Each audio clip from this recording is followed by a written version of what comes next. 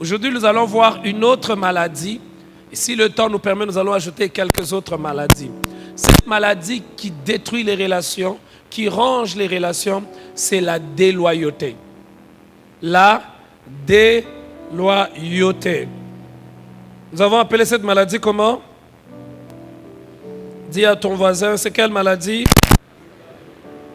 Là, quand on parle de déloyauté, on parle d'une personne qui n'est pas loyale. Or, le mot loyal a donné naissance à un autre mot qu'on appelle la loyauté. Je vais commencer par définir c'est quoi la loyauté. La loyauté, c'est la fidélité à tenir parole. Premièrement, celui qui est loyal, parce qu'on ne peut pas comprendre la déloyauté, si on ne comprend pas c'est quoi la loyauté. Alors, la loyauté, c'est le fait d'être fidèle à la parole qu'on a prononcée. Deuxièmement, être loyal, c'est tenir à ses engagements, respecter ses engagements vis-à-vis d'une personne, vis-à-vis d'une structure ou vis-à-vis d'une organisation. Alors, maintenant, c'est quoi la déloyauté? Parce que c'est de ça que nous allons parler aujourd'hui. Et nous allons prendre quelques exemples de la Bible. La déloyauté, c'est le manque de loyauté.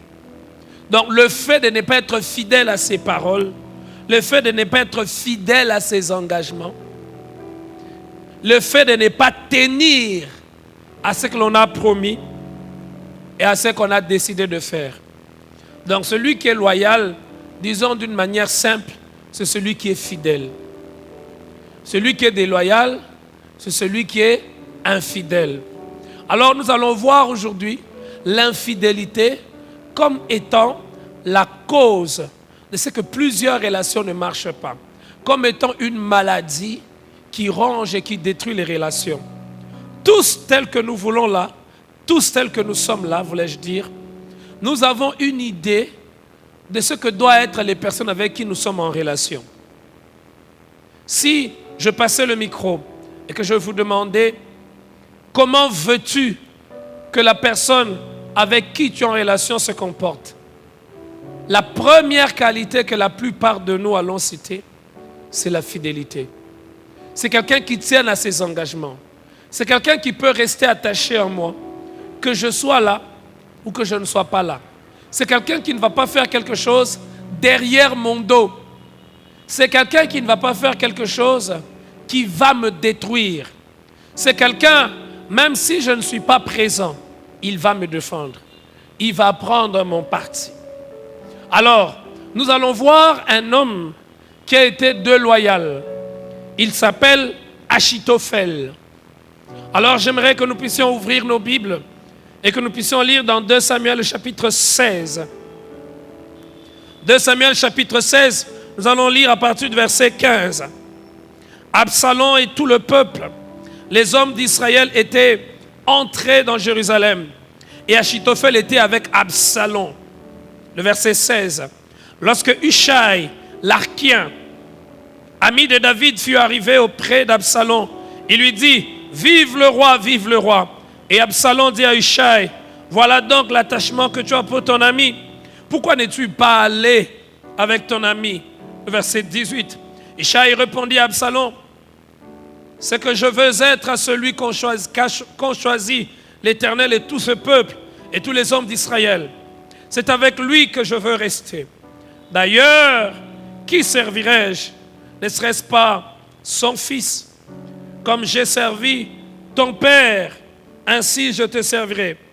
Absalom dit à Achitophel, consultez ensemble, qu'avons-nous à faire? Et Achitophel dit à Absalom, va vers les concubines de ton père, laissez pour garder la maison. Ainsi tout le peuple, tout Israël saura que tu t'es rendu odieux à ton père, et les mains de tous ceux qui sont avec toi se fortifieront. On dressa avec Absalom une tente sur le toit et Absalom alla vers les concubines de son père aux yeux de tout Israël. Les conseils donnés en ces temps-là par Achitophel avaient autant d'autorité que si l'on eût consulté Dieu lui-même. Il en était ainsi de tout le conseil d'Achitophel, soit pour David, soit pour Absalom. Soit pour David, ça veut dire Achitophel n'a pas commencé par être le conseiller d'Absalom. Achitophel a d'abord été le conseiller de David. Lorsque le fils de David, Absalom, se révolte, il décide de se rebeller contre son père. Il y a un personnage étrange dans le camp d'Absalom. Cette personne s'appelle Achitophel. Vous imaginez quand vous avez un conseiller. Les conseillers, généralement, c'est des personnes de confiance. On ne prend pas n'importe qui comme conseiller. Pour que quelqu'un soit votre conseiller, vous avez placé votre confiance en lui. Et quand vous placez confiance en quelqu'un, qu'est-ce que vous attendez en retour? Vous attendez en retour qu'il n'abuse pas de votre confiance. Qu'il soit quoi? Qu'il soit fidèle. Frères et sœurs, la fidélité doit être la caractéristique majeure des personnes qui s'engagent à être dans une relation sincère. Lorsque la fidélité manque, lorsque la fidélité fait défaut dans une relation, cette relation ne peut tenir longtemps. Mais être fidèle, frères et sœurs, n'est pas quelque chose d'accidentel. Être fidèle est une décision. Vous savez, nous pensons que beaucoup de choses arrivent naturellement. La vérité, c'est que beaucoup de choses n'arrivent pas d'une manière naturelle. Il faut travailler pour que ces choses arrivent. Et la fidélité dans une relation nécessite un engagement, une décision, une résolution. Ici, Achitophel a travaillé avec David pendant plusieurs années. Mais quand le fils de David, Absalom, se révolte, Achitophel prend la décision d'aller dans le camp contre David, celui qu'il avait conseillé. Et il va même donner des conseils odieux, les plus mauvais des conseils à Absalom, pour dire au fait que tu dois poser des actes qui vont démontrer que tu as complètement tourné le dos à David, à ton père. Il va le conseiller de prendre ses concubines. Prends les copines de ton père qui sont restées pour garder la maison. Donc des autres femmes de ton père, des femmes avec lesquelles ton père a eu des relations, toi aussi va les prendre. Aie des relations avec ces femmes. Et n'aie pas ces relations en cachette. Que tout le peuple puisse savoir que tu as des relations avec ces femmes. Imaginez-vous comment le conseiller d'un homme peut conseiller à son fils de faire un acte aussi odieux, un acte aussi dangereux, un acte aussi mauvais. Nous voyons que David lui-même a eu peur lorsqu'il apprend que Achitophel, son conseiller, est parti de l'autre côté. Il a rejoint son fils Absalom. Il envoie Hushai dont nous venons d'entendre parler. Quand vous lisez au verset 34 du chapitre 15 de 2 Samuel, il dit: au contraire, tu anéantiras en ma faveur le conseil d'Achitophel. Tu anéantiras en ma faveur, comme pour dire: je ne sais pas partir moi-même, mais je connais ce que vaut Achitophel. Je connais ce qu'il est capable de faire. Je connais ce qu'il peut produire. S'il te plaît, va, anéantis ce conseil.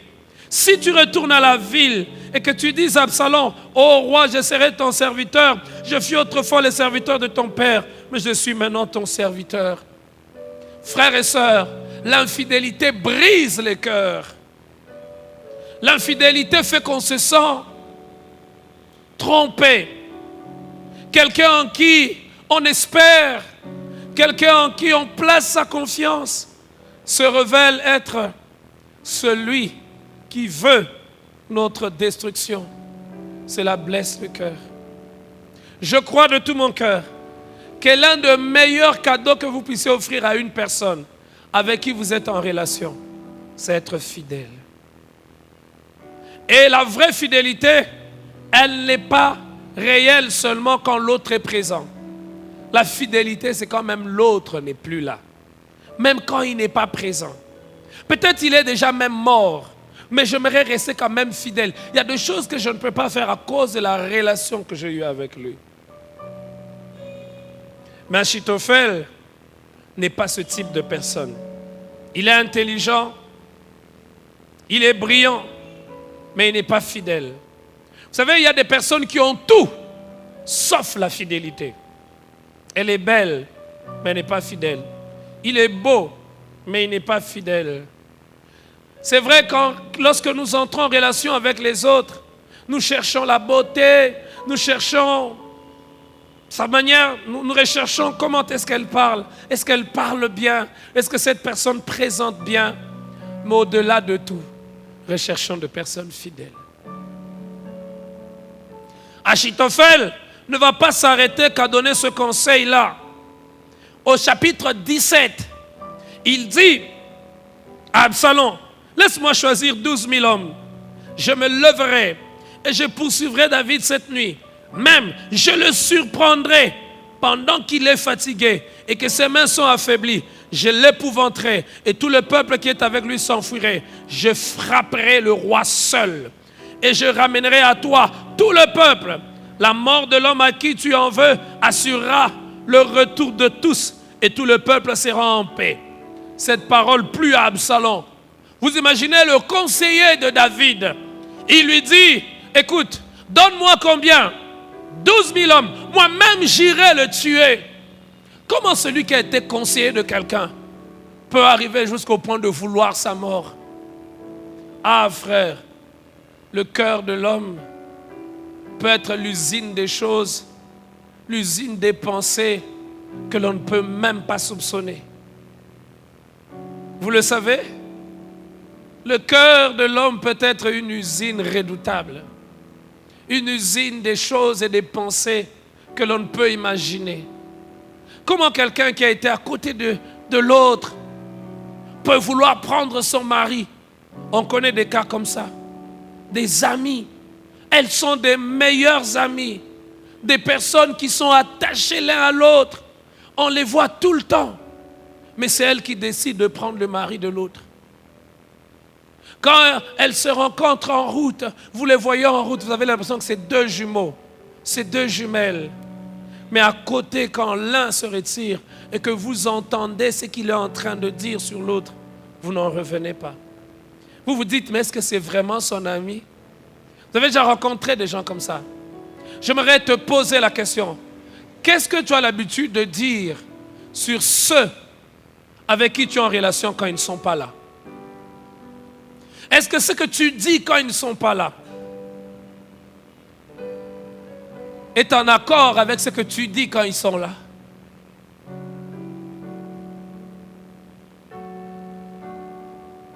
La fidélité. La fidélité est une qualité qui devient rare dans toutes les relations. Pas seulement relations mari et femme, pas seulement relations fiancés, relations de fiançailles, mais dans toutes les relations. Amitié, relations amicales. La fidélité devient rare. L'infidélité est la norme. Et parfois on trouve même normal. Vous entendrez quelqu'un dire, c'est pas grave. Si j'ai dit ça, c'est parce que c'est vraiment ce qu'il est. Mais tu n'as jamais eu le courage de lui dire cela en face. Absalom est conseillé par le propre conseiller de son père. Il dit, laisse-moi aller, je veux le tuer. Laisse-moi partir, donne-moi seulement 12 000 hommes. Moi-même, je veux le tuer. Absalom, mais c'était ton conseiller. Tu étais son conseiller. Tu as mangé à sa table. Tu as eu des avantages venant de cet homme. Comment tu peux en vouloir à cette personne jusqu'à ce point? J'aimerais m'arrêter là et nous dire 5 vérités autour de l'infidélité. Et puis après, aujourd'hui, nous allons être vraiment dans les détails. Nous allons voir qu'est-ce qui fait que plusieurs personnes tombent dans l'infidélité. 5 vérités autour de la fidélité. La première chose, être fidèle n'est jamais un accident. Être fidèle n'est jamais un accident. Être fidèle est une décision que l'on prend. Je décide d'être fidèle. Peu importe ce qui va arriver, peu importe ce qui va se passer, peu importe les sollicitations que je peux recevoir, j'ai choisi d'être fidèle. La fidélité n'est pas quelque chose qui nous tombe par hasard. On se réveille, on se rend compte qu'on est fidèle. Non, c'est une décision, une résolution que l'on a prise. Je choisis d'être fidèle, de tenir à mes engagements vis-à-vis de cette personne. Qu'il soit là, qu'il ne soit pas là, j'ai décidé. C'est une décision. Parce que ceux qui sont fidèles, non, cela ne veut pas dire qu'ils n'ont jamais été tentés d'être fidèles, d'être infidèles. On subit des tentations à l'infidélité, mais on choisit d'être fidèle. Deuxième vérité importante attachée à la fidélité. Et combien j'aimerais que nous ne puissions pas oublier cette deuxième chose. La fidélité nous permet de vivre en paix avec nous-mêmes. Quand on est fidèle, on est en paix. On n'a rien à cacher. On n'a pas besoin de jouer au théâtre. L'infidèle n'est pas en paix avec lui-même. Parce qu'il se dit toujours, il ne faut pas que l'autre puisse découvrir. Ah, mais si l'autre découvre que je suis comme ça, tu n'es pas en paix. Tu es obligé de jouer 2 rôles. Tu donnes à l'autre l'image de ce que tu n'es pas. Et tu dois faire des efforts pour qu'il garde cette image. Chaque fois tu as peur, tu te dis, et s'il découvre? Et s'il découvrait? Et s'il découvrait? Et s'il découvrait? L'infidélité, que dis-je? La fidélité n'est pas seulement un cadeau que l'on offre à l'autre, c'est un cadeau que l'on s'offre à soi-même. Être en paix. Ça fait du bien que de se dire, je n'ai pas peur qu'il découvre quelque chose. Je n'ai pas peur qu'il rencontre telle personne, parce qu'il ne va pas entendre des paroles que j'ai dites sur lui, que je n'ai jamais dit en sa présence. C'est un cadeau que vous vous faites aussi à vous-même. Vivre fidèle fait que vous ne serez pas esclave d'un mensonge. Plusieurs personnes sont esclaves de leurs mensonges, esclaves des mensonges qu'ils ont faits aux autres. Ils ont menti, alors ils doivent faire toujours des choses pour que leur mensonge demeure. Être fidèle, ce n'est pas une faveur que l'on accorde à l'autre. L'infidèle croit être fort. Peut-être même il croit qu'il fait souffrir l'autre. C'est vrai que l'infidélité fait souffrir l'autre. Mais l'infidèle souffre lui-même. L'infidèle souffre lui-même. La fidélité vous permet de vivre en paix avec vous-même. Troisième vérité importante attachée à la fidélité. La fidélité réjouit le cœur de Dieu. Frère, Dieu veut que nous soyons fidèles vis-à-vis de lui. Mais Dieu ne s'arrête pas qu'à la fidélité vis-à-vis de lui. Dieu veut que nous soyons aussi fidèles vis-à-vis de nos semblables. Comment puis-je dire que je suis fidèle à Dieu, mais en étant infidèle à mes semblables? J'ai pris des engagements, j'ai pris des résolutions, mais je reste quand même infidèle. L'infidèle, bon, je ne vais pas dévancer les choses. Je vais vous parler des choses qui accompagnent, qui marchent de pair avec l'infidélité tout à l'heure. Mais sachant et retenons-le, Dieu attend que nous soyons fidèles. Vous m'avez compris, frère? J'ai entendu des gens dire, ah, mais vous savez, pasteur, c'est des femmes qui parlaient, pasteur. Tous les hommes sont toujours infidèles, quel que soit ce que tu vas faire. Les hommes ont toujours un peu une dose d'infidélité. Vous voyez une dame qui va consoler sa collègue, son mari l'a trompée, il va dire, ah, on t'a trompé. Les hommes, ils sont comme ça. Les hommes, ils sont comme ça. Vous avez déjà entendu des femmes consoler leurs collègues comme ça, leurs amis comme ça. Ah, ça te fait souffrir. Non, laisse, prépare-toi toujours. Les hommes, que ça ne te surprenne pas. Les hommes, ils sont infidèles, c'est toujours comme ça. Et nous trouvons que c'est normal. Non! On peut être un homme et être fidèle. Ah, je n'ai pas entendu les amens. Votre amen est malade. Votre amen peut être plus fort que ça. On peut être un homme et être fidèle. Pourquoi? Parce que Dieu aime la fidélité. Dieu hait l'infidélité. Dieu déteste. Ce que j'ai contre toi, c'est que tu n'as pas été fidèle à la femme de ta jeunesse.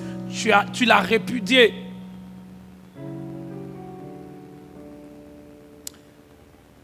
J'ai envie de te poser la question.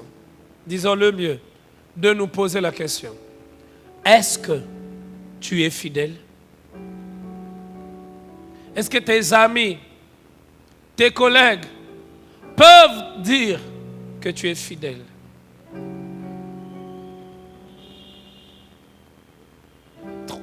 Quatrième vérité sur la fidélité.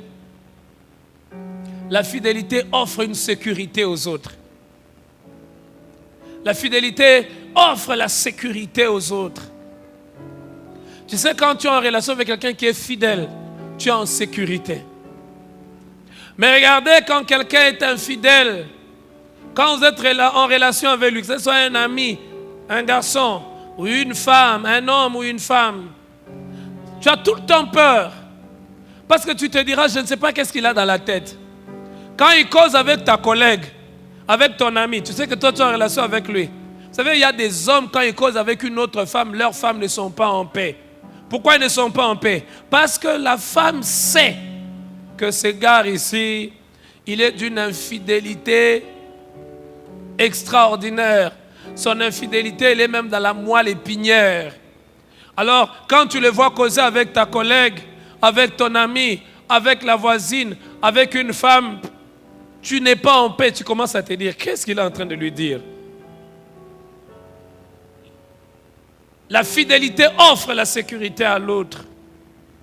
Elle permet à l'autre de vivre en paix avec toi. Tu n'auras pas besoin tout le temps de regarder son téléphone. Quand c'est un infidèle, tu veux même en cachette vérifier les téléphones. Les femmes qui ont déjà vérifié les téléphones de leur fiancé, levez les mains. Si vous avez déjà vérifié au moins une fois, en cachette, levez les mains. Lève bien ta main, ma soeur, ne te gêne pas. Qui d'autre? Tu n'es pas la seule. Hein? Lève bien ta main. Qui d'autre encore? Qui d'autre encore? En cachette, c'est-à-dire, quand il veut, il part se soulager, toi tu prends. Ici aussi, levez la main. Les mamans aussi, hein? Les mamans aussi, levez les mains. Si vous avez contrôler les téléphones. C'est-à-dire, quand il va se soulager, tu dis, ce gars ici, je n'ai pas confiance en lui, je prends un peu son téléphone. Je le vois tout le temps avec les téléphones ces derniers temps. Pourquoi on fait ça? Parce qu'on n'est pas en sécurité. Quand tu es avec un infidèle, quand il voyage, tu te dis, Seigneur, je ne sais pas qu'est-ce qu'il va aller vivre là-bas. Ton cœur n'est pas en paix. Tu commences même à faire certaines prières au nom de Jésus, que toutes les femmes ne le voient pas, au nom de Jésus. L'autre n'a pas...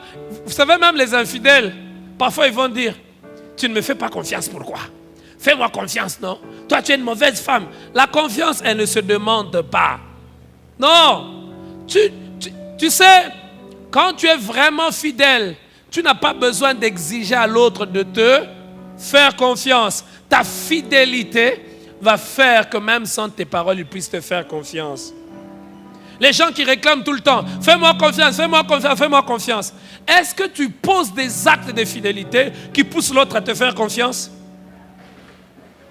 Je vais reposer cette question.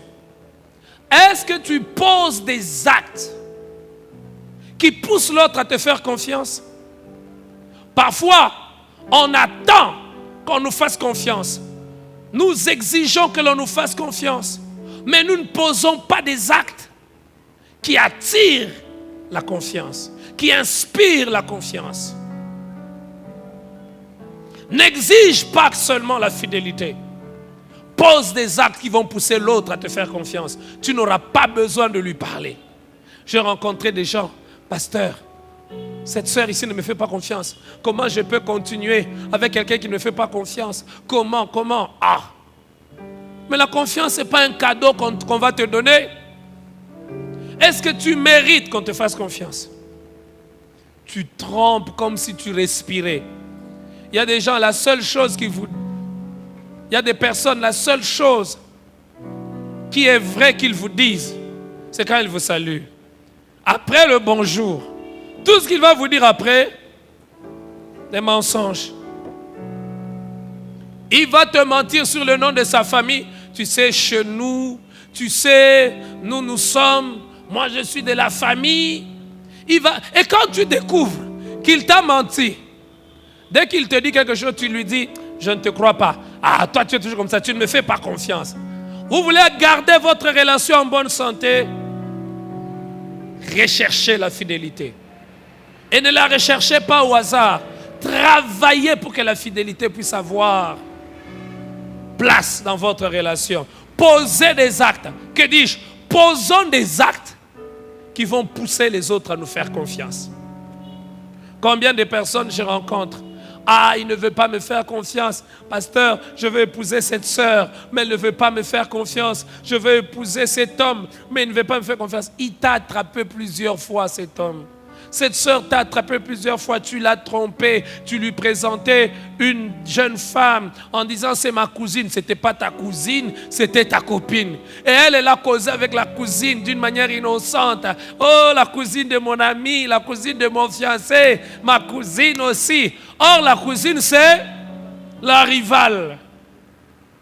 Et quand elle découvre, pardonne-moi, non, pardonne-moi.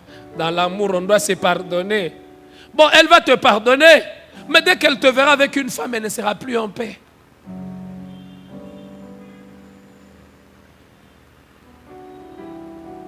Dis à ton voisin, est-ce que tu es fidèle?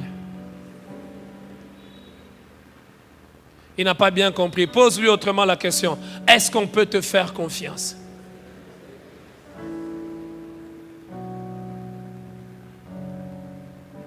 Pose ça maintenant à toi-même. Est-ce qu'on peut me faire confiance?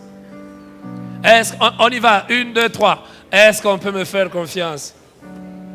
Il y a des gens qui trompent même pour rien. Ils ne vont rien obtenir dans le mensonge, mais ils trompent quand même. Ils trompent. Comme il m'a cassé, il n'y a pas de bénéfice, mais ils trompent. La fidélité offre à l'autre quoi? La sécurité. Elle permet à l'autre de te faire confiance. Elle permet à l'autre de vivre en paix avec toi. 5 choses qui caractérisent la fidélité. J'ai dit aujourd'hui, on va aller en point. 5 choses qui caractérisent la fidélité. On n'a pas fini la 5e chose qui fait quoi? La 5e chose, merci parce que vous m'avez rappelé. La 5e chose autour de la fidélité accorde la longévité à une relation. Vous savez, il y a des relations de courte durée. Il y a des relations qui ne traînent pas. Pourquoi? Parce que l'infidélité est entrée. Quand l'infidélité entre, elle change la nature de la relation. Et là où il y a l'infidélité, généralement, la relation ne va pas tenir longtemps. La fidélité, elle fait quoi? Elle offre la longévité à la relation. Reprenons alors ensemble. La première chose, c'est quoi? La fidélité fait quoi? La fidélité n'est pas un accident, ça se travaille. Ce n'est pas par hasard. La fidélité n'est pas un accident. Deuxième chose, la fidélité nous permet de vivre en paix avec nous-mêmes. Je ne suis pas obligé de cacher. Vous savez, Quand on est infidèle, dès que tu es dans certaines situations, tu vois quelqu'un passer, tu as envie de te cacher. À qui est-ce que c'est déjà arrivé? Regardez, vous voyez quelqu'un, il est en route, en train de fumer. Mais vous le voyez à l'église, n'est-ce pas? Frère, mais vous le voyez en train de... Dès qu'il te voit, il met dans la poche, il est même prêt à se brûler. Qui a déjà rencontré quelqu'un comme ça? Moi, j'ai déjà rencontré quelqu'un comme ça. Il est prêt à mettre à se brûler. Moi, j'ai vu quelqu'un, quand j'étais responsable de la jeunesse à la borne au niveau de l'aéroport, faire tomber son téléphone et le téléphone s'est cassé. J'étais son responsable de la jeunesse et j'étais derrière lui. J'avais déjà remarqué qu'il était en train d'entendre la musique dite profane. Il écoutait la musique, il écoutait tout bonnement. Dès que je l'ai seulement salué, le téléphone, il a fait tomber le téléphone. Il voulait arrêter tellement vite. Tu n'es pas en paix. Quand tu mens, tu es esclave de ton mensonge. Je répète, quand tu mens, tu seras esclave de ton mensonge parce que tu seras obligé d'entretenir le mensonge par un autre mensonge. S'il te plaît, ne sois pas esclave d'un mensonge. Si tu te retrouvais dans un mensonge, libère-toi, dis la vérité et tu vivras en paix. Si tu es esclave, le mensonge là va te dire, pour qu'on ne découvre pas, mens encore. C'est comme ça que vous verrez, tu as commencé avec un petit mensonge, mais le petit mensonge t'a obligé d'avoir d'autres mensonges dans la poche pour que le premier mensonge soit considéré comme vrai. Dis à ton voisin, s'il y a un mensonge, libère-toi, dis la vérité. On va te juger, mais au moins tu seras libre. Hein? On va te juger, mais au moins tu seras comment?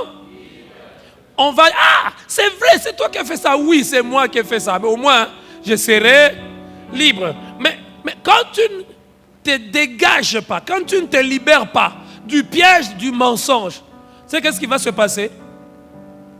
Dès que tu vois quelqu'un, il se rend compte que, lui je lui avais dit ça, mais ce n'est pas vrai. Tu es obligé de rentrer, de changer encore.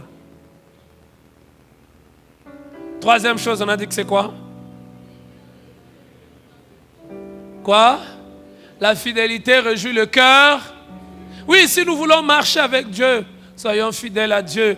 Et si nous sommes fidèles à Dieu, nous serons aussi fidèles avec les autres. Quatrième chose. La fidélité offre la sécurité à quoi? Aux autres. Attends, j'aimerais te poser la question. Est-ce que ceux qui sont en relation avec toi sont en sécurité? Ou ils ont tout le temps peur, ils se disent, mais est-ce que ce qu'il a dit, c'est vraiment ce qu'il pense? Vous savez, il y a des gens comme ça. Hein?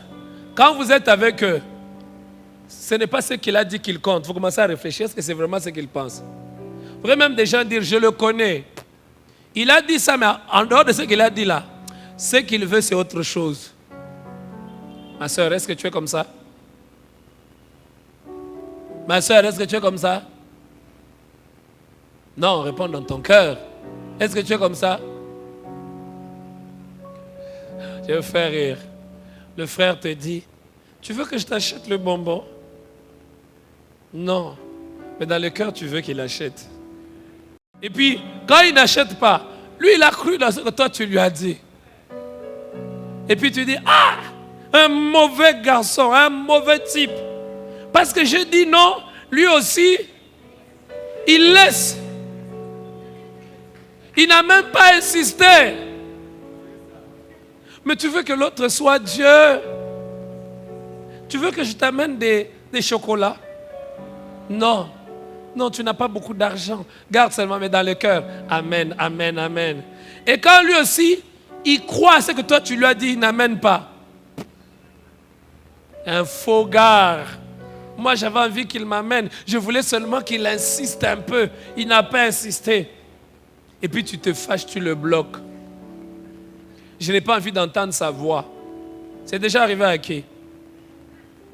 Beaucoup, hein? Je n'ai pas envie d'entendre sa voix. Et quand le pauvre, il insiste. Et puis, quand il se fâche, tu m'as bloqué. Non, je ne t'avais pas bloqué, mon téléphone était déchargé. Qui a déjà fait ça ici? Sois sincère, tu es devant Dieu. La cinquième chose, c'est quoi? La fidélité accorde la longévité à une relation. Pourquoi nos relations ne marchent pas? Parce que nous laissons l'infidélité, la déloyauté entrer. Tu veux qu'une relation traîne, sois fidèle. Ah, vous n'avez pas dit amen.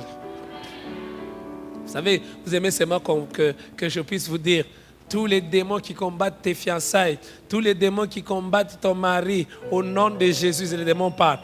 Parfois, ce n'est pas un problème des démons. Tu mens, tu mens. Quand tu vas au marché, tu mens. Le frère là, ton mari découvre que tu le mens chaque jour au marché. Ton fiancé découvre que tu le mens. Il t'a attrapé dans les mensonges. Je connais des jeunes femmes, leurs fiancés ont découvert dans les téléphones qu'ils ont d'autres relations avec d'autres personnes. Et là, elles deviennent comme des sorcières. Les yeux deviennent rouges, elles commencent à pleurer. Ne me laisse pas, ne me quitte pas. Le diable m'a trompé. Quel diable t'a trompé? Quand tu causais avec lui et que tu te sentais bien, le diable n'était pas là. Ceux qui ont les doubles bâbords, ceux qui ont 2 hommes, levez les mains ici. Ceux qui ont 2 fiancés, levez les mains. 2 copains, levez les mains. Levez les mains, soyez honnêtes. Elles ne vont pas lever les mains, je sais. Mais il y en a. En même temps, tu causes avec François. En même temps, tu causes avec Léon. C'est vrai, non? Et les hommes qui ont 2 trophées, levez aussi les mains. En même temps, tu causes avec Catherine. En même temps, tu causes avec Julie. Les 2. Et tu dis, je les gère. J'ai entendu les gens dire comme ça, Njimba gérer. Je fais quoi? Ceux qui gèrent les relations, vous irez en enfer. Oh. Parce que tu joues avec les sentiments de l'autre. L'autre t'ouvre son cœur. Il te fait confiance. Mais toi, non, je les gère. Quand l'autre vient, tu regardes. C'est si je l'aime seulement pour ses yeux. Quand l'autre vient, elle marche bien. Et l'autre vient. Moi, j'ai connu des gens qui font ça. Vous connaissez aussi des gens qui font ça? Pensez qu'une personne pareille ira au ciel si elle ne se repent, si elle ne se repent pas. Tu joues avec les émotions de l'autre, les sentiments de l'autre. Et la plupart des gens comme ça, s'ils ne se repentent pas, ils finissent mal. Nous verrons, les infidèles finissent toujours mal. Achitophel est mort. Il s'est pendu lui-même, il s'est tué. Les sorts des infidèles, vous savez c'est quoi? La mort. Les déloyaux, les gens qui sont étudiés l'histoire de tous les déloyaux, que ce soit dans l'histoire contemporaine, ceux qui sont déloyaux, ceux qui n'ont pas pu être fidèles à des personnes qui les ont aidés, des personnes qui les ont soutenus, des personnes qui les ont fait confiance, finissent toujours mal. Alors, frère, n'écris pas toi-même la fin de ta vie en étant déloyal. Parce que quand tu es déloyal, tu écris toi-même la fin de ta vie. Et la fin de ceux qui sont déloyaux, c'est toujours la mort. Les déloyaux finissent toujours mal. C'est comme ça que j'ai dit, la loyauté, la fidélité, ce n'est pas qu'un cadeau qu'on offre aux autres, c'est un cadeau qu'on se donne à soi-même. C'est pour cela, si vous êtes avec quelqu'un d'infidèle, l'infidélité fait très mal, elle fait souffrir parce que l'autre s'est dit, qu'est-ce que je n'ai pas fait? Qu'est-ce que je devais faire pour que cette personne reste fidèle? Et parfois, vous verrez des personnes pleurer. Il y en a même d'autres qui pleurent pendant des années et des années. Il va vous dire, mais j'ai tout fait pour lui. J'ai même payé les études pour lui. Je l'ai soutenu. Mais comment il peut être infidèle? Comment il peut être déloyal? L'infidélité fait souffrir. Elle fait souffrir celui qui est infidèle, mais elle fait souffrir aussi celui qui est trompé. Qu'est-ce que je n'ai pas fait? Qu'est-ce que je n'ai pas fait?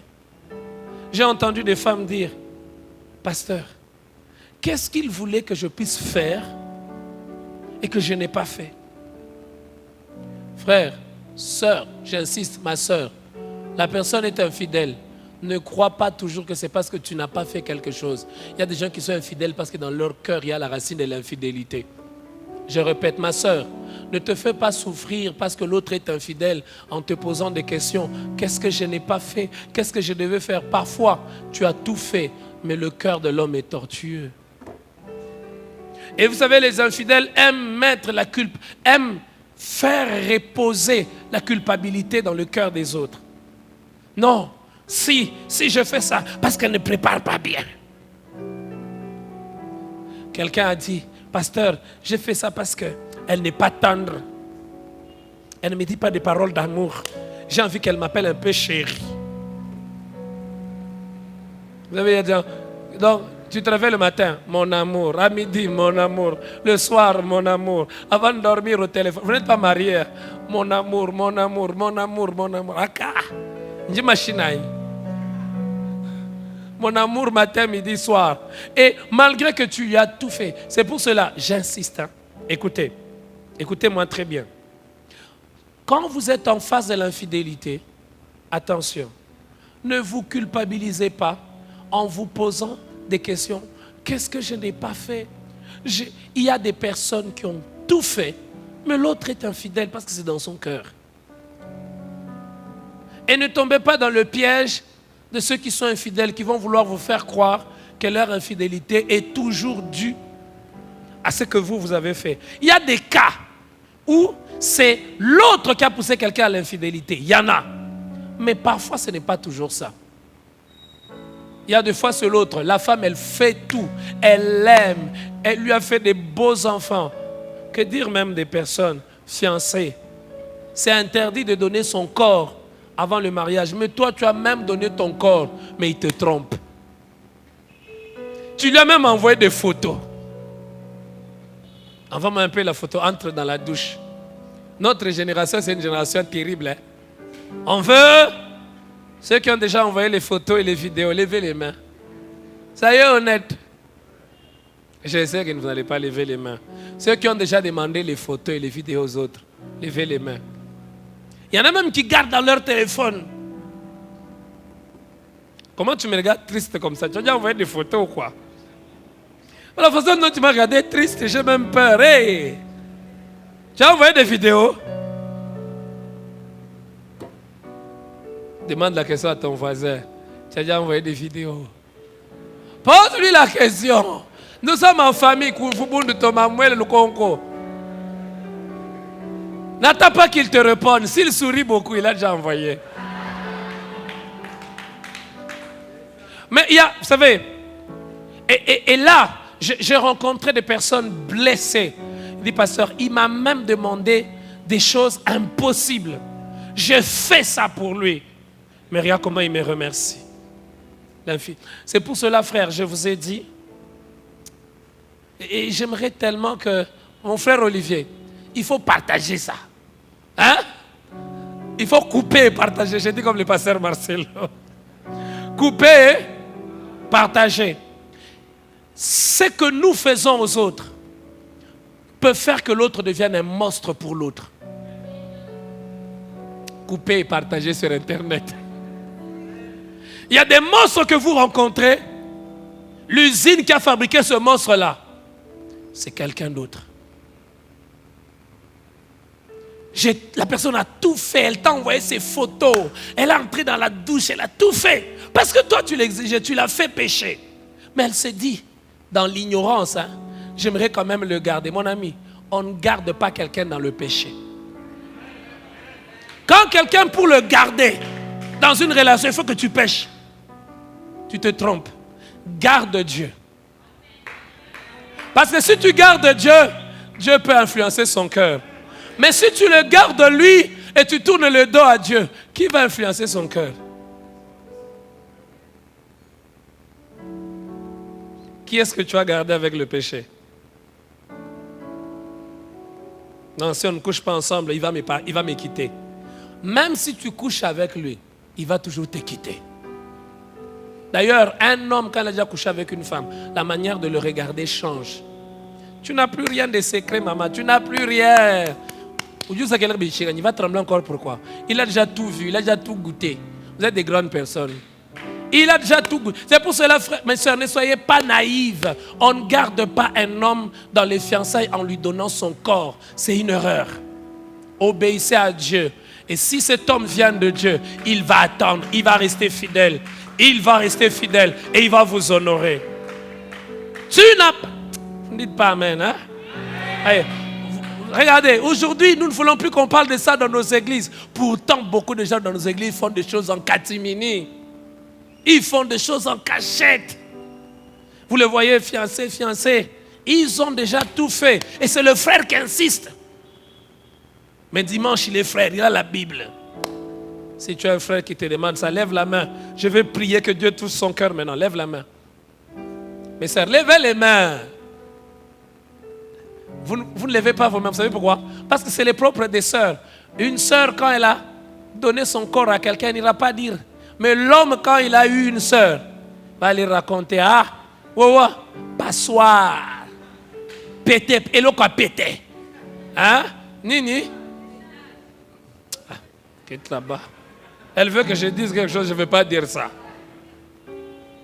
Elle-même, ils ont écouté ce qu'il voulait que je dise. Hey, je ne suis pas dans ça. Elle voulait que je dise pétage. Je ne suis pas dans les pétages. Ça, il ne faut pas partager. Alléluia. Allez, ces choses qui accompagnent l'infidélité. La première chose, le mensonge. Là où il y a la déloyauté, il y a toujours le mensonge. Alors, quand on commence à entrer, quand on commence à mener une vie où on doit beaucoup mentir, on commence à être déloyal. Si tu te rends compte que dans ta relation là, tu te sens obligé de tout le temps mentir, c'est quelque chose qui ne va pas. Pourquoi tu mens? Pourquoi tu dois mentir? Sois vrai. Parce que le mensonge accouche toujours l'infidélité, la déloyauté. Vous avez déjà entendu quelqu'un dire, pasteur, priez pour moi pour que je sois libéré de l'esprit du mensonge. Mais il y a des gens qui doivent être délivrés de l'esprit du mensonge. Elles mentent. Je suis malade. Je tremble même. Viens me voir. Tu n'es pas malade. Comme tu sais que je suis occupé et que tu veux à tout prix que je vienne te voir, tu fais la fausse malade. Qui ont déjà fait la fausse malade? Les sœurs, levez les mains. Qui ont déjà menti qu'ils sont malades? Simplement pour que l'autre vienne. Je suis malade. Viens un peu me voir. Il y a culte à l'église, hein, vendredi. Toi, tu dis que je suis malade. Et puis, il ne va pas à l'église, il vient te voir. Tu dis, maintenant, je sais que tu m'aimes. Moi, je vais te dire, je vais d'abord aller prier. Parce que même si je suis là, ce n'est pas moi qui te guéris, c'est Jésus qui te guérit. Ah, les sœurs n'ont pas dit amen. Donc, moi je suis malade. Tu voulais seulement venir voir que je suis déjà morte. Hein? Tu allais venir voir un cadavre. Hein? Laissez le trafic d'influence. Ok, la déloyauté marche de pair avec le mensonge. Deuxièmement, la déloyauté, l'infidélité s'accompagne toujours de la trahison. Celui qui est déloyal, c'est un traître. Il trahit la confiance. Je te confie mon secret, frère Jean-René. Voilà ce que j'ai fait. Il y a 5 ans, j'ai fait ceci. Je me suis prostitué. Frère Jean-René va raconter. Cette sœur-là, elle m'a raconté qu'elle s'était prostituée. Combien de gens ont trahi leurs amis comme ça? Tu approches d'elle. Tu l'appelles à côté. Tumumanja to kulonde shimpala to yelemeshi ni mwana mutekita kakulumpe kenza malu kakulumpa kabujimi. Elle a déjà fait des histoires à Kenda Sango. Combien des amis nous avons trahis comme ça? Nous avons raconté des choses qu'ils nous ont dites parce qu'ils nous font confiance, mais nous n'avons pas été dignes. Je te pose la question. Est-ce que ton ami peut te dire un secret? Réponds un peu.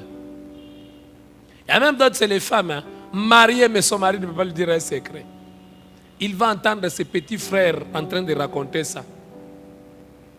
Le mari te dit, bon voilà, j'ai eu un peu d'argent, je garde, j'ai eu 10 000 $. Garde, ne dis à personne. Dès que le mari part au travail. Hey! Peut-être que le boulanda zambi wa boulanda ka butu nyema. Ka boulanda butu nyema shinganya.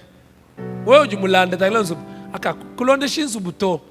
Biji muzu biji mokvele biji tanzubu. Tu dis 10 000 $. Elle va raconter à sa maman. Peut-être. Tu dis 10 000 $ muzu. Traître. Traître. Est-ce que tu as gardé les secrets que ton ami t'a donnés? Tu sais, ce papa-là, il m'a fait la cour. Ce papa-là m'aimait. Il m'envoyait déjà même l'argent, mais j'ai refusé. Toi, tu vas raconter. Tu déformes même. Elle sort avec quelqu'un qui a l'âge de son père. Il ne faut pas lui faire confiance. Combien de gens nous avons trahis? Soyons honnêtes.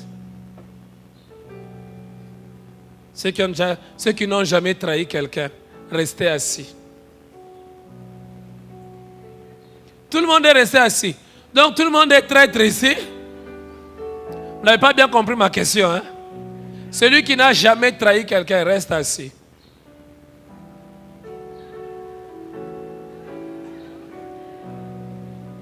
Donc maintenant, regarde ton voisin qui est resté assis. Dis-lui, tu as déjà trahi qui? Il t'a répondu. À la chorale, personne ne s'est levé. Donc vous tous êtes des traîtres. Amenez un micro à la chorale, que chacun témoigne. Il a déjà trahi qui? Amenez un micro. Les choristes vont nous donner un témoignage des trahisons. Surtout les sœurs, pas la maman, les jeunes sœurs. Pas l'autre femme mariée aussi. Ah, parce qu'elle est en train de réfléchir, elle est même contente. Dis à ton voisin, la trahison est une mauvaise chose. Il ne faut pas être traître. Les traîtres comme les Judas finissent toujours par mourir mal. Dis à ton voisin, même s'il pique, même si... Dis-lui, les traîtres finissent mal. Ma soeur, tu as dit à qui? Dis à ton voisin, les traîtres finissent mal.